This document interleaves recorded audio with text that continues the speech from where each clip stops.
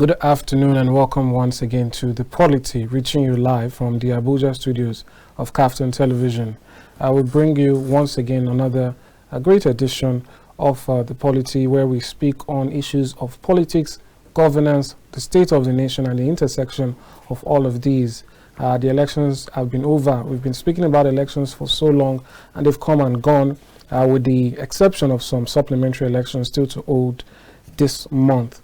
But that aside, what we're seeing now is what might be referred to as the next phase of election, where people get to contend the results and the outcomes.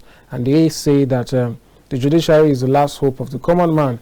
And that is where most of the political actors have turned to now to seek justice or seek redress for instances where they feel they've been hard done by their opponents.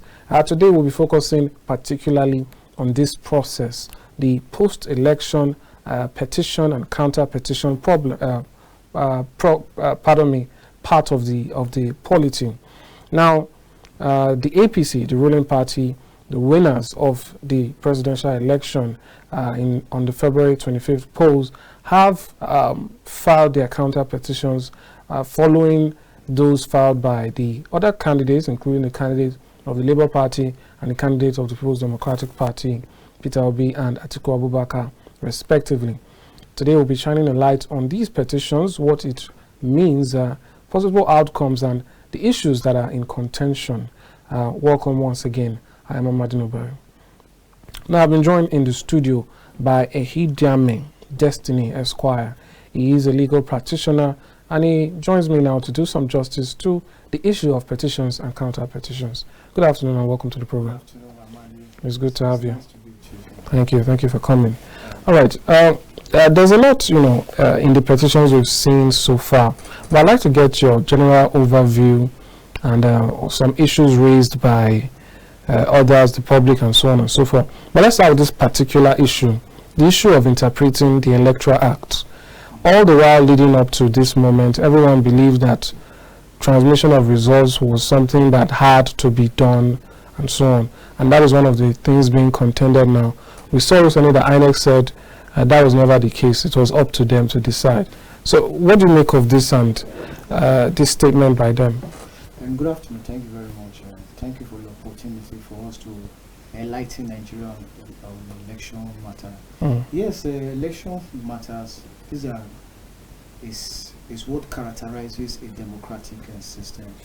From the pre-election matters, which is melodramatic, to the election now, which is the last category, which is the election petition, for parties who feel aggrieved that the process that produced the candidate declared winner is not fair enough. So in this, the one issue which has come to the public eye is the issue of transmission of results, which is the very meat of Peter Obi's petition and even Atiku's petition. Is part of the ground, which is not compliance, which they rooted as not compliance with the provisions of the Electoral Act. But in my own understanding of that provision, Section 50, which is very important in this discussion, Section 70, Section 71, and Section 60. And again, the Section 38 of the INEC electoral guideline. To my own understanding, reading all of these provisions together, I don't think that the transmission of results direct from the polling unit is mandatory or is a ground for the nullification of an election result. Because if you look at like this, the provision they hold on to, which is Section 38 of the electoral guideline, which mandates the person to transmit results right from the polling unit, which is what we call Form EC8A. For the benefit of our viewer, Form EC8 is the form in registering the scored by candidate or a political party at a particular polling unit. That's what we call Form EC8, which INEC, the presiding officer, is mandated to upload to the IRF. So in this case, that section 38 of the electoral guideline is an INEC It's like a bylaw. It is not in the Electoral Act. You understand? Then section 37 and section 135 and section 137 of the Electoral Act, it states that if in contravention to INEC guidelines, or use the word INEC directive, it shall not be a ground for the nullification of an election result. That's section 35. Solve that. So, of where are you quoting now? Is it the Electoral Act or? The Electoral Act, section 135. Okay. Section 135 and 137. They talk about if something is done in contravention to the Commission directive. The directive now in this case is the electoral guideline. Is the electoral guideline.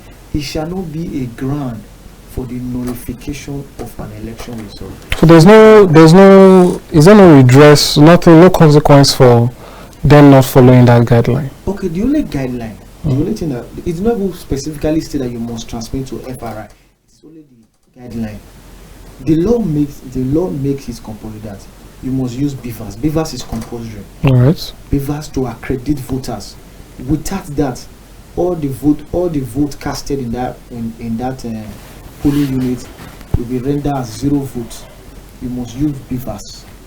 Beavers. He said when a person fails to use beaver, the presiding officer will be fined with a fine of 500,000. That's the only punishment when you fail to use beavers to accredit voters. All right. No, but the issue I was talking about is if it is not grounds to nullify an election, it means going forward there's still nothing that's really changes. It means in any election cycle, INEC can simply decide not to upload to IREF. Is that the case? Of course. Even in this case, if you look at the facts, 134, 135, 137. In this case, what the law really recognizes is manual transmission. Look at section 70. How so? Section 70 of the Electoral Act. It talk about collating of results from the polling unit to the ward level, to the state level, to the federal level before the result is finally announced. In this case, once you have substantially complied with collating the result is announced from the polling unit to the ward level, to the state level, to the federal level, you can say INEC have substantially complied.